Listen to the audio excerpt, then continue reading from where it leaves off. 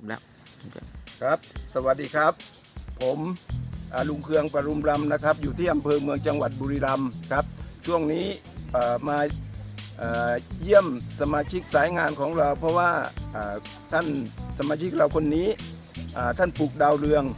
สวยมากเลยครับสวยมากเลยครับเดี๋ยวผมจะไปขอสัมภาษณ์เจ้าของสวนดาวเรืองที่เป็นสายงานนะครับครับผมครับ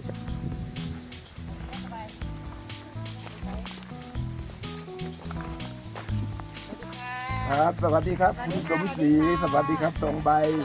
ครับสวัสดีครับวันนี้มีโอกาสได้มาเยี่ยมถึงแปลงสวนที่ปลูกดาวเรืองรู้สึกว่าดาวเรืองของท่านนี่ไม่ใช่ธรรมดานะครับสวยมากเลย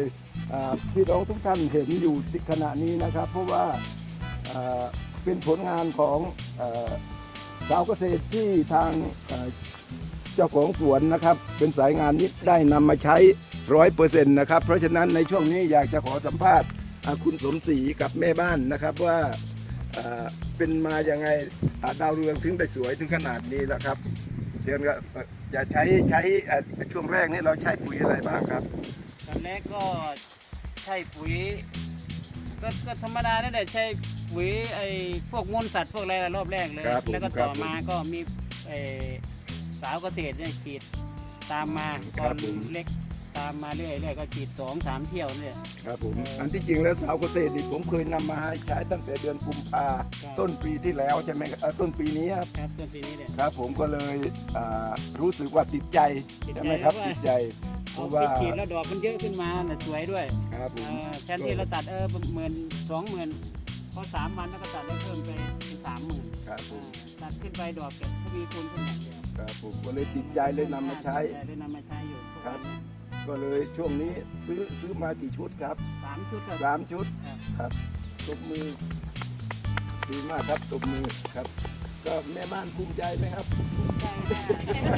ภูมิใจมากภูมิใจที่ได้ใช้สาวเกษตรค่ะครับผมแล้วก็น้องทองใบครับผมทั้ง3ท่านนี้ใช้สาวเกษตรด้วยกันทั้งหมดเลยนะครับก็สำหรับพี่น้องของเรานะครับที่อยู่ได้ดูตอนนี้นะครับถ้าหากว่าท่านสนใจที่อยากจะใช้สาวเกษตรนะครับแปลงนี้อยู่ที่บ้านหนองแวงนะครับตำบลเมืองแฝกอำเภอลำปลายมาศจังหวัดบุรีรัมย์ครับผมถ้าหากว่าพี่น้องสนใจอยากจะมาดูแปลงเยี่ยมแวะมาเยี่ยมก็เชิญได้นะครับเพราะว่าขณะนี้กำลังอยู่ใน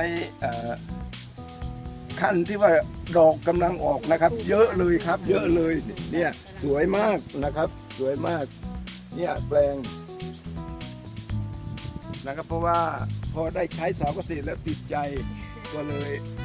นำมาใช้ที่มากนอกเหนือกับการใช้ก็คือซื้อแล้วก็มาทำแผนการตลาดกับสาวเกษตรกับพวกผมนี่แหละครับก็ทางเราก็ยินดีที่จะเป็นพี่เลี้ยงคอยดูแลสมาชิกของเราที่เป็นเครือข่ายต่อไปนะครับก็พี่น้องสนใจก็ติดต่อสอบถามมายังลุงเคืองก็ได้คุณสมศรีก็ได้นะครับครับยินดีให้ปรึกษาเป็นที่ปรึกษาให้นะครับเพราะว่าได้ผลดีมากเลยครับครับก็สวัสดีครับสวัสดีครับขอบคุณมากครับโอเคครับ